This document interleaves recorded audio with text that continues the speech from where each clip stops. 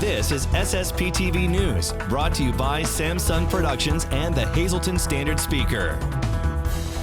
Keeping kids reading during the summer months. We'll tell you about the Hazleton Area Public Library summer program next. Hello everyone, I hope you're having a great day and I thank you for spending part of it with us. I'm Ken Carr with your local information from SSPTV and the Hazleton Standard Speaker. Citing what he calls an unsettling climb in new COVID-19 cases, Governor Tom Wolf announced Wednesday new restrictions on bars, restaurants, and outdoor gatherings. These new restrictions are now in effect. We don't want to become Florida. We don't want to become Texas. We don't want to become Arizona. We have got to act now. So today I'm going to be signing an executive order that will implement the following mitigation efforts across Pennsylvania. First, restaurants will reduce their indoor capacity to 25%. The current outdoor dining rules remain in effect just as they are. Second, on-premises alcohol consumption will be limited to service with meals only. Cocktails to go and carry-out beverages are allowed. Third, telework must be implemented whenever possible. And fourth, indoor gatherings will be limited to 25 people, and outdoor gatherings remain at a maximum of 250 people. As I've said, we are using the information we have gathered over the past few months to create these mitigation efforts based on how the virus spreads, how it's spreading in actuality right now in Pennsylvania.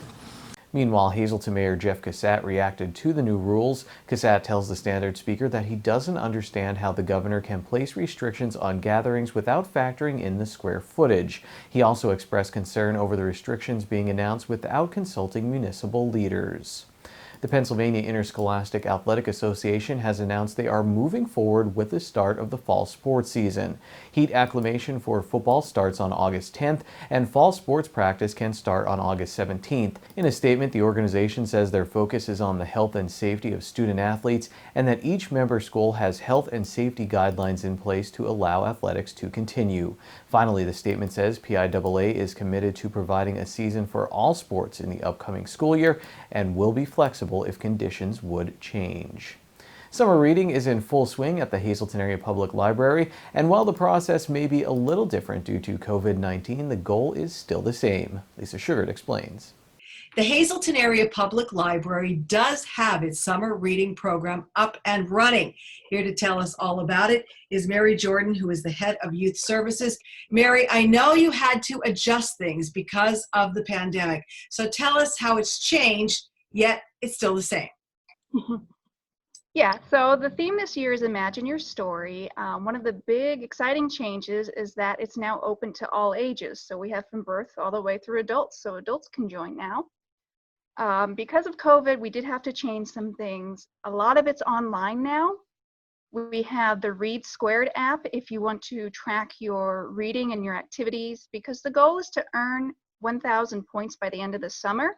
And you do that by reading and doing activities. And we also have, for people who don't have the internet, paper logs that if they give us a call, that we can set it up so that they could come and pick those up. Now, you mentioned the goal of 1,000 points. What do they get if they reach that goal?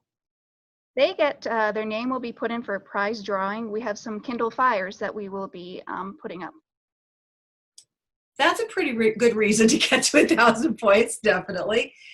Now, Mary, this is a tough time, I guess, during the summer, anytime, to get kids to read because they want to play and whatever, so you want to keep them reading. But how crucial is it this year? Because the school year was cut short and maybe they're, even more inclined to not read. It's very crucial. We're very worried about summer slide because they've been away from school for so long. So any way you can get them reading, get them involved, that will help with that. One thing we're also doing is we have virtual programs online like story times, crafts, activities, things like that. They can be accessed on our website or our Facebook page. But we also have grab and go packets. Each week we have different packets for the different age groups, and you just come by during our curbside hours, pick one up from Monday through Wednesday, And there's crafts in there, there's puzzles, things just to keep you occupied. That's really great. And I know you mentioned the curbside pickup. We did do an interview earlier on that, but that's still available for anybody who doesn't know. They can come and pick up books because they can't come into the library itself. Are you getting a lot of interest by the kids so far? Or are you hoping that you're going to get more as we progress with it? I'm hoping we're going to get more. We have some of our regulars, but our numbers, we still want to see more. And I also forgot to mention, this is going on at our branch libraries as well. So if you're in their area, you can go to them and get your paper logs or your grab and go packets. All right. Well, that's really cool. I mean, it's great to have kids reading no matter what age and up through adulthood. And it's also a great incentive because you put their name in for a drawing of great prizes. So that's cool as well. So any other advice you have for parents who want to make sure that their kids stay on track this summer? Just let them have fun. If they like reading comic books, that's perfectly fine. Just keep going. Well, for more information on the Hazleton Area Public Library Summer Reading Program, you can call the library at 570-454-2961. You can also go to the website, which is hazletonlibrary.org, for all of the details. Mary, thanks so much for joining us today, and I hope you get flooded with tons of little readers who just want to absorb all those great books. I hope so. Time now for weather on SSPTV News.